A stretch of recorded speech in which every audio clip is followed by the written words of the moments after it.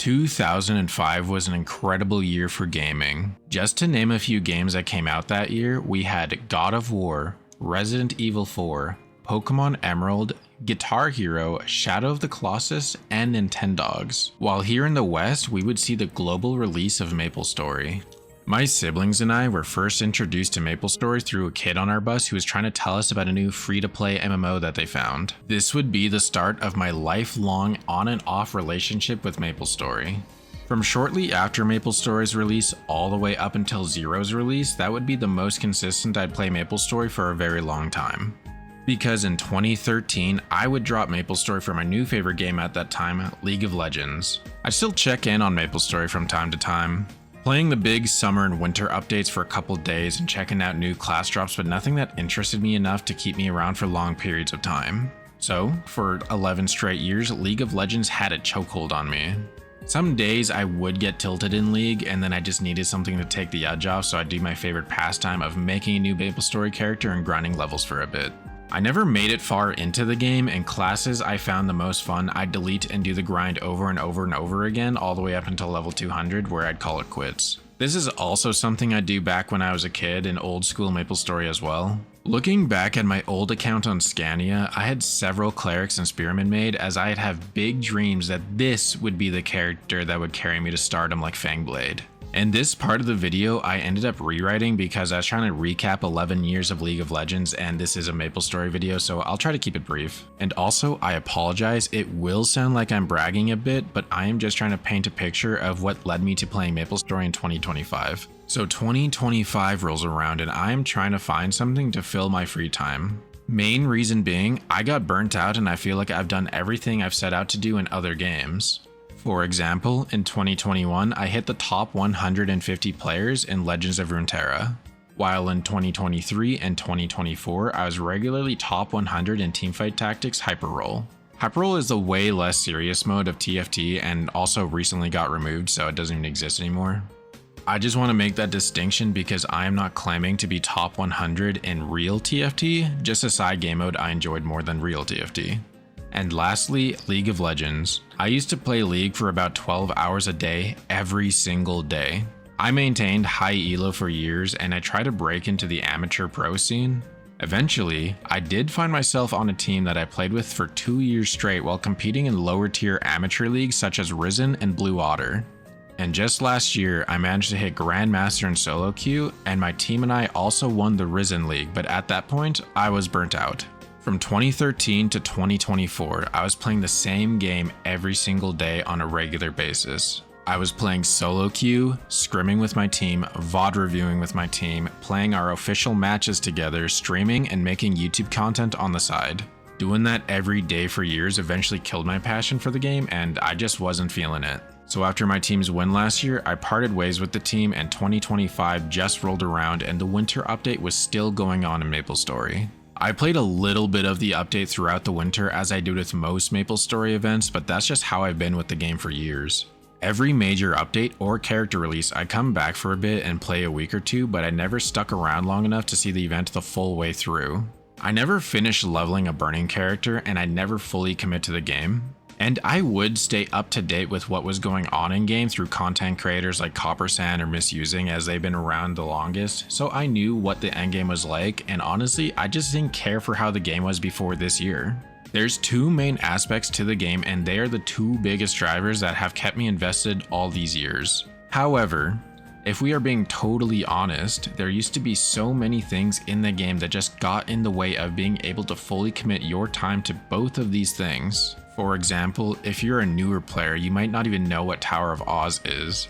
Also, you might not know that pre-quests for bosses were a real thing. And I'm not just talking about doing the storyline. A lot of pieces of gear that were mandatory for progression were behind bosses that required pre-quests, which might not sound that bad, but it was a lot. Imagine having to do pre-quests for Magnus and Lotus instead of just Princess No. You might be thinking that still doesn't sound too bad, except for the part where you had to do them on every single character on your account. You're not getting into that boss that you need gear from unless you sit through their entire storyline. And that was just a big turnoff for me. Right now, the grind to get Oz rings can still be a huge pain point, but I used to see the twins do Tower of Oz regularly while using some third-party website that emulates drop rate of the rings and just open those fake boxes to show how bad the drop rate actually was. So just to recap, for one character, you do every boss pre-quest and Tower of Oz just to make progress on that character. And on top of that, you still had to make bossing mules if you wanted to take the game seriously. So you're not doing this all on one character, you're going through this side quest hell on multiple characters. And I know it's a big meme in the community to dunk on the twins all the time, but props where it's due. All these long-term content creators you can think of willingly went through that grind where I told myself it's just not even worth it. I did pre-quests one time on one character years ago and I told myself this just isn't worth my time and I just never pushed past level 200.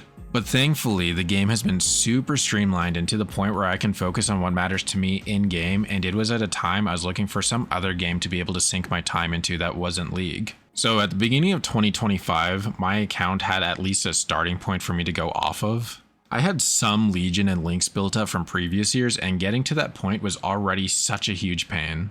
I didn't know what I was doing when I first started my grind in Reboot. The first character I started years ago was a Shadower I leveled all the way from 0 to 218.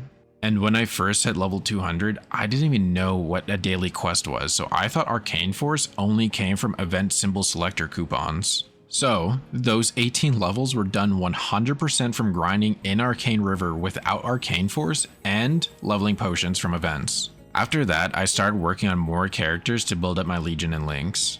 Mostly, the ones that Coppersand said were good link skills. And I don't know if you guys know this, but Mercedes used to just straight up suck.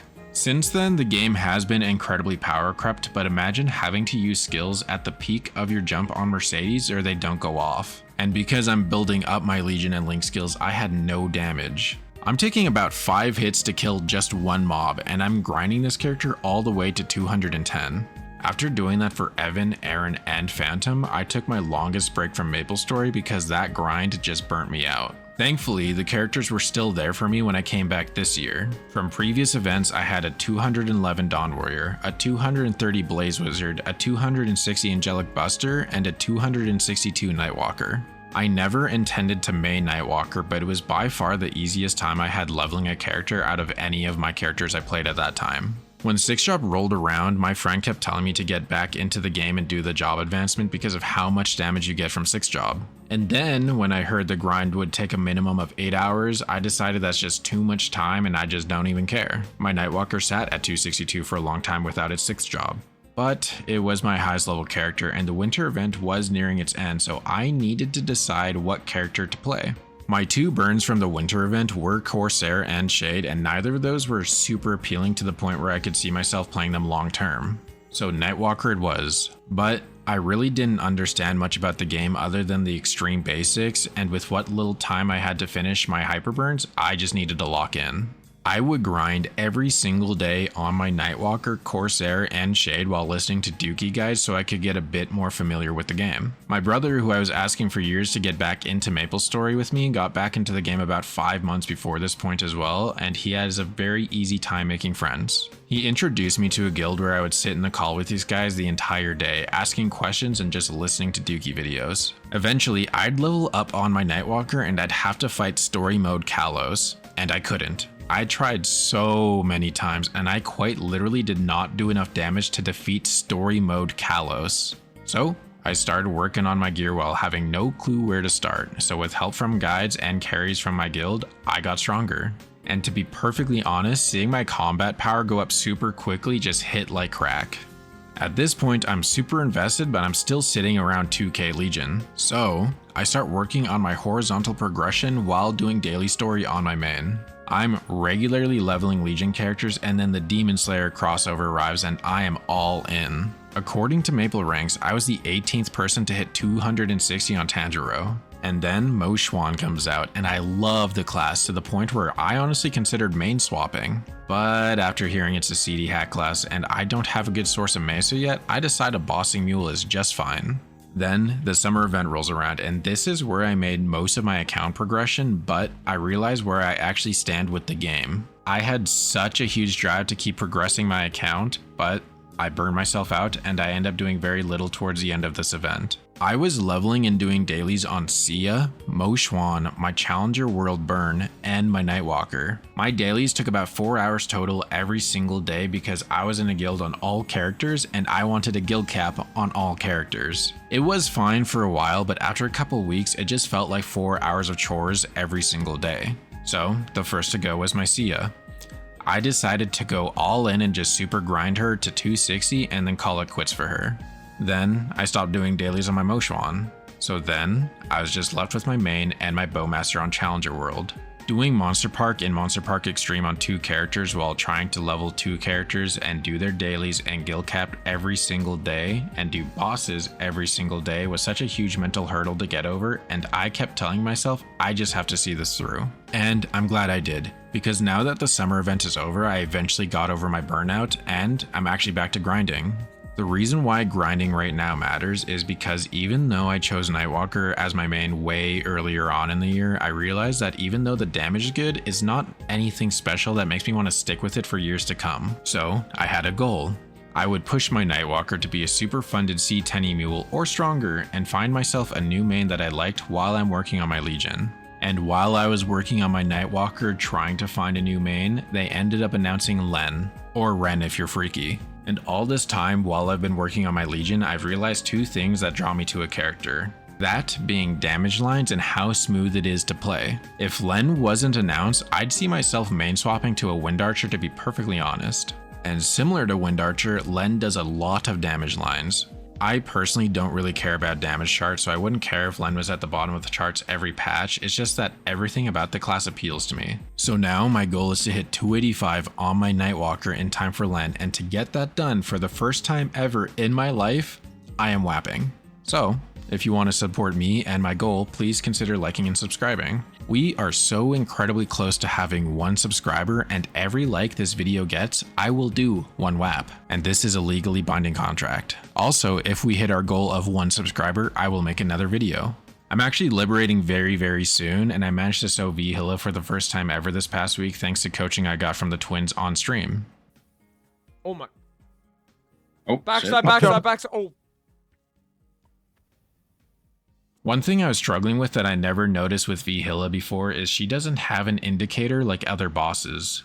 And what I mean by that, every other boss up until this point either has a wind-up animation or there's an indicator on screen somewhere where the attack is going to go to.